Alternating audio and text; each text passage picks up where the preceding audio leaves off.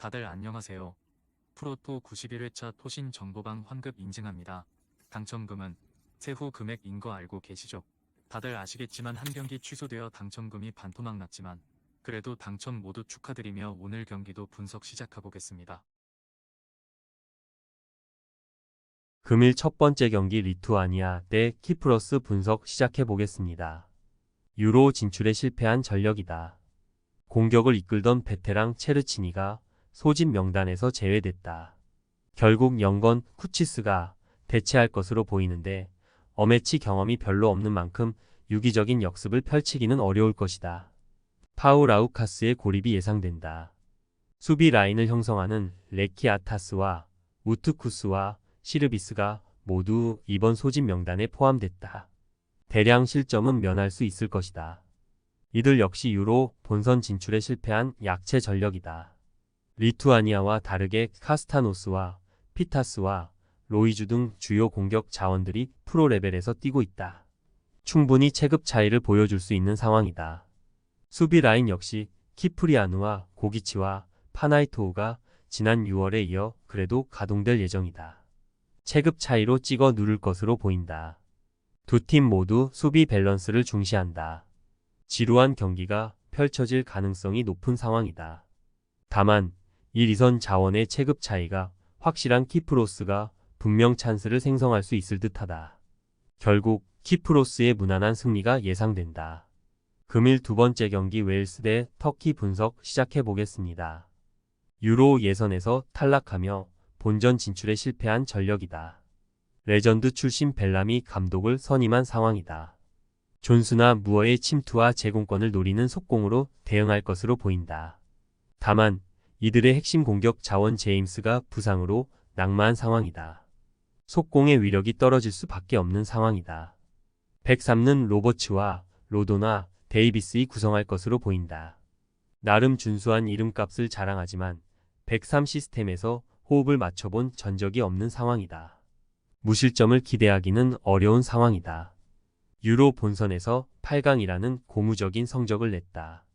이번 경기 역시 차라노글루와 귤러와 일디즈의 빌드업 및 개인 능력과 일마즈의 침투를 노리는 지공 전개를 보여줄 것이다.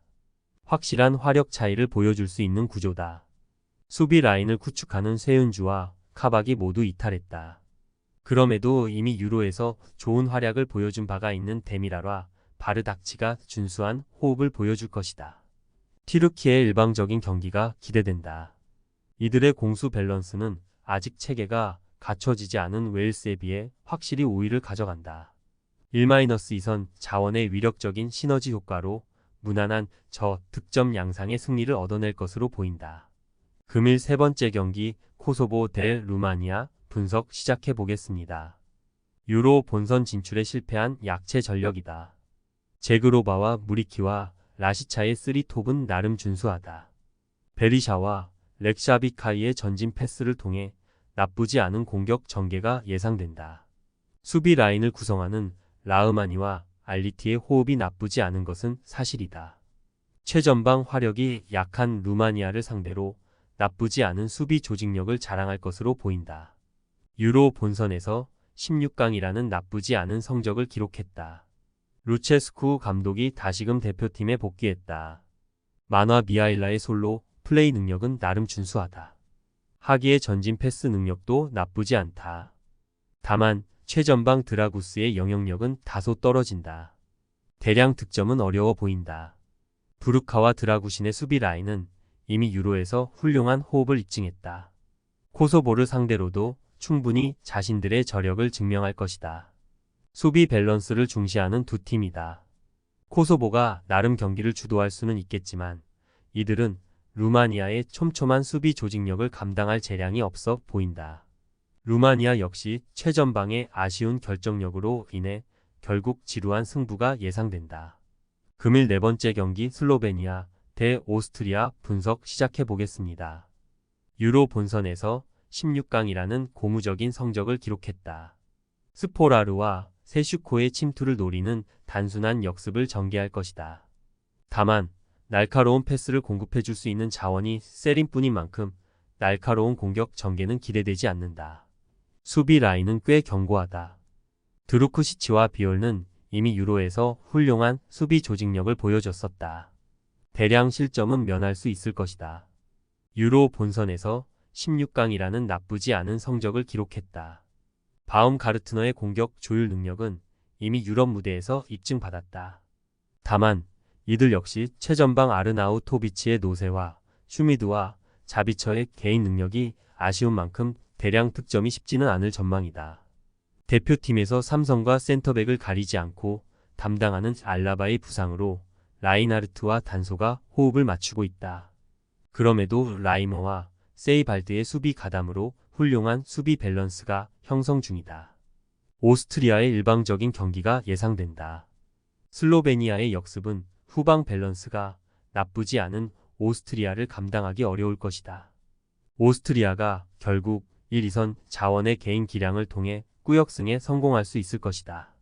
금일 5번째 경기 아이슬란드 대 몬테네그로 분석 시작해 보겠습니다. 유로 본선 진출에 실패한 전력이다.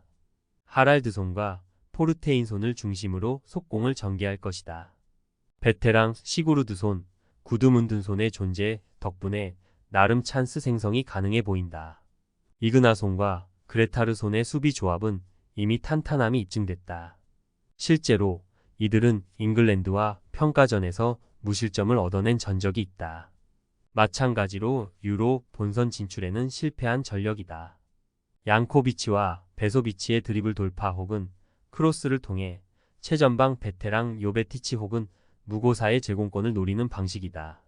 아이슬란드의 탄탄한 수비 라인을 공략하기는 어려워 보인다. 이들 역시 수비 라인은 나름 탄탄하다. 사비치는 이미 유럽에서 클래스가 입증된 선수다. 다만 파트너 루베지치과 호흡을 6경기도 채 맞추지 못했다. 틈을 허용할 확률이 높아 보인다. 아이슬란드가 나름 주도적인 경기를 펼칠 수 있을 것이다. 다만 이들의 공격 전개는 다소 답답하다. 그럼에도 3선에서 창의적인 패스가 가능한 상황에서 꾸역승을 거둘 수 있을 것으로 보인다. 몬테네그로의 답답한 공격 전개로는 반전을 만들어내기 어려워 보인다. 금일 6번째 경기 벨기에 대 이스라엘 분석 시작해 보겠습니다. 유로에서 16강이라는 다소 아쉬운 성적을 기록했다. 지공과 속공을 함께 활용하는 운영 방침을 보여줄 것이다.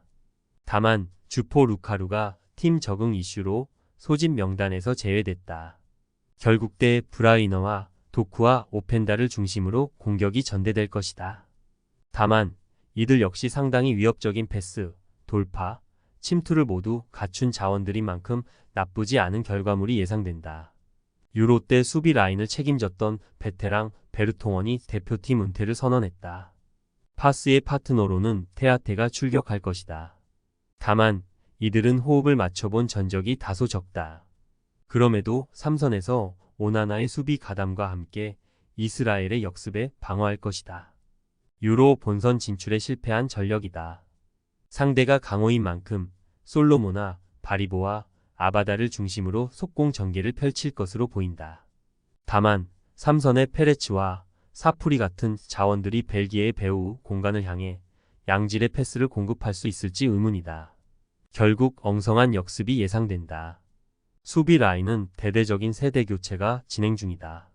아직 대표팀에서 호흡을 맞춰본 전적이 거의 없는 숄모 나츠미아스가 수비 라인을 구성할 것으로 보인다. 그나마 다행인 점은 이들은 소속팀이 같다. 대참사는 막을 수 있을 것이다. 벨기에의 주도적인 경기가 예상된다. 이들의 공격 화력이 평소 같지 않다는 것은 사실이지만 기량 차이가 상당한 1, 2선 자원들을 통해 충분히 무난한 승리를 얻어낼 수 있을 것이다. 이스라엘의 수비 라인은 체급 차이를 극복하기 어려울 것으로 보인다.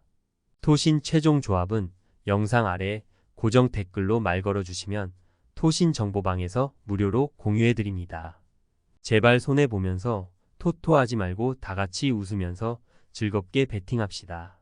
함께 하실 분들은 부담 갖지 마시고 편하게 말 걸어주세요.